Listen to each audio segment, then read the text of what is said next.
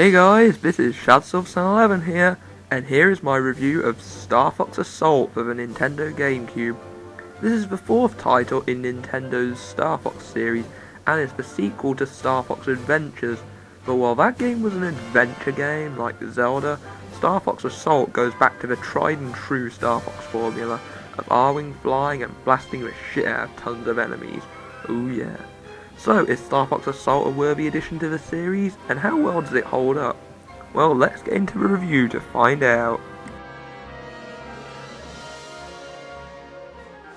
The storyline for StarFox Assault starts off with Team StarFox shooting down the remnants of Andross's army after his previous defeat, and then taking down Andrew Oikni after chasing him to Fortuna.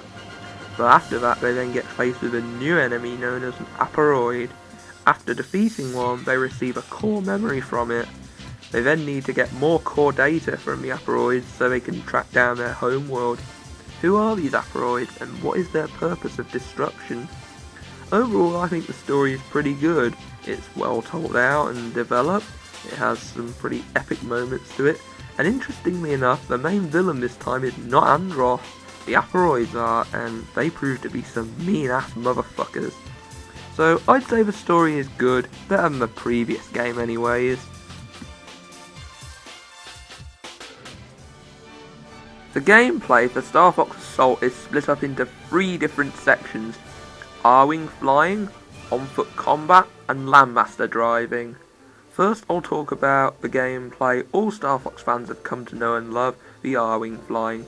These stages are fantastic. They are full of intense action and just shooting the shit out of enemies, proper StarFox style.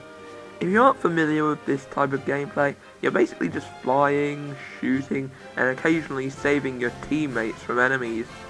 One thing I like though is if you save any of your team members, they'll give you either a healing ring or bombs, so they do try to help you through your adventure.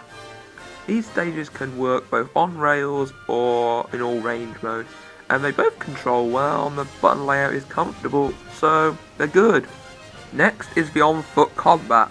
I enjoyed these levels much more than I thought I would.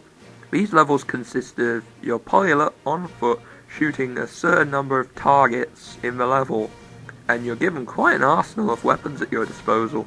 Blasters, machine guns, heat seekers, grenades, and they all make their great uses in the levels. And it's a lot of fun blasting through shitstorms of enemies. Lastly is the landmaster combat. This is probably the hardest vehicle to get used to, mainly due to the aiming. But once you can get used to aiming the cannon, this thing is very powerful.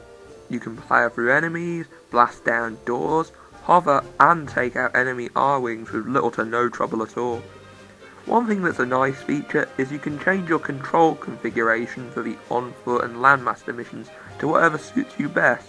Personally, I recommend the dual stick controls, where you use the analog stick to move, the C stick to aim, and the R button to shoot, as this is the most comfortable setup, and if you're used to first or third person shooters, you should be accustomed to this control type, and they work almost perfectly.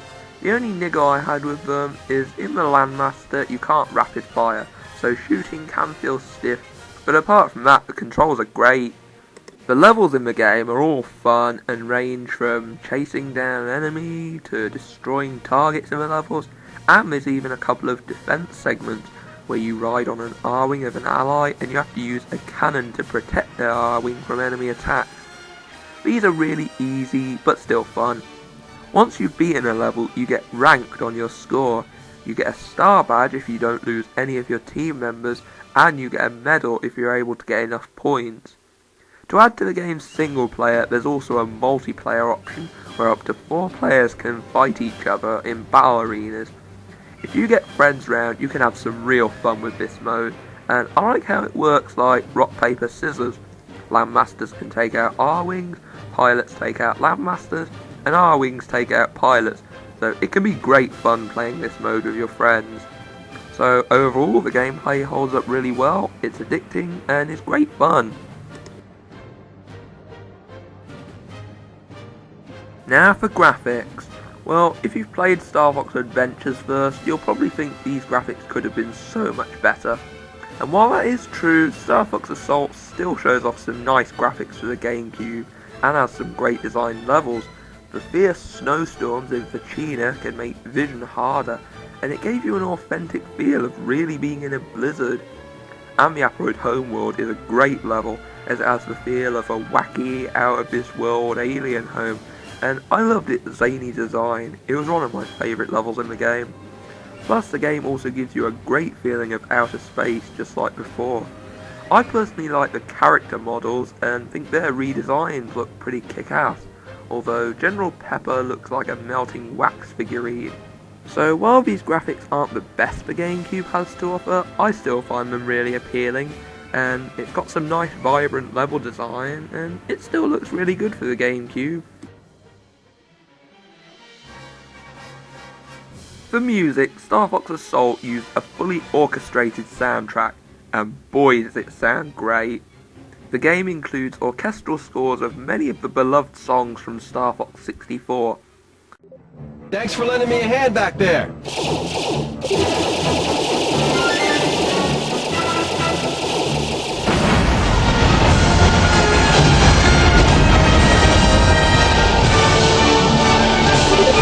Use your boost to get up the slope. Only a few targets left. Keep it up. As well as some great original themes of its own.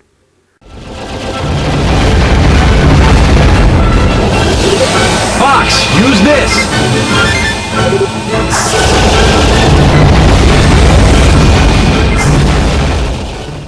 Whether it's a remix or an original composition, the music suits the action of shooting in the levels perfectly and can make the levels seem much more epic as well. The sound effects are great.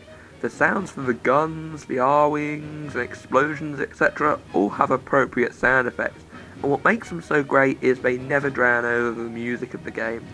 So you can have fun blasting the enemies and still enjoy the game's awesome music. Now for voice acting. All I have to say is what a huge improvement over the previous games. It's mainly Team Star Fox that has improved voice actors. Falco is now less of a dick and more cool sounding. Peppy has a voice which gives him the character of the old and wise member of the team, which I like. And guess what? Even Slippy is less annoying in this game. This in turn makes the characters more likeable, and it helps to make the story more interesting. Perhaps the only truly irritating voice is the voice of Andrew Oikene. Is that all you fools have got? I am the one and only true heir to the great Emperor Enron! The new Emperor! Andrew Oikene! Uncle Enron! So overall, the music is awesome, the sound is great, and the voice acting is surprisingly good. Now it's time for everyone's favourite section, the rant. Well, I didn't have many problems with this game. The controls are great, the levels are fun, and it still retains the Star Fox formula. But the game has one issue which I doubt even the most hardcore of Star Fox fans will overlook. This game is far too short. With only 10 levels, this game can easily be beaten in under a day. I know people complained about Lilac Wars being too short as well, but that game at least had multiple paths, but this game doesn't, so it really could have done with being longer. Another problem I had is while it was cool to see Star Wolf return, the dogfight against them was slightly disappointing. They don't really put up much of a fight, and they're hard to shoot or really do great damage to them without using the charge shot or bombs. Perhaps the only other flaw people had with this game was that it was mostly on foot. I personally don't mind that as much, as the on-foot missions were fun, and the game does have a lot of R-wing use as well, but it probably could have been better balanced out. So now let's move on. Overall, Star Fox Assault is a solid shooter with fun gameplay to it. While the game is too short, the levels are all enjoyable, and getting all the medals can sometimes be really challenging, so you will go back to replay this game. Plus, if you get all the silver medals, you can even unlock the classic overhead shooter Xevious, which is pretty cool. And if you're bored with the single player mode, then there's always the multiplayer mode for you to enjoy.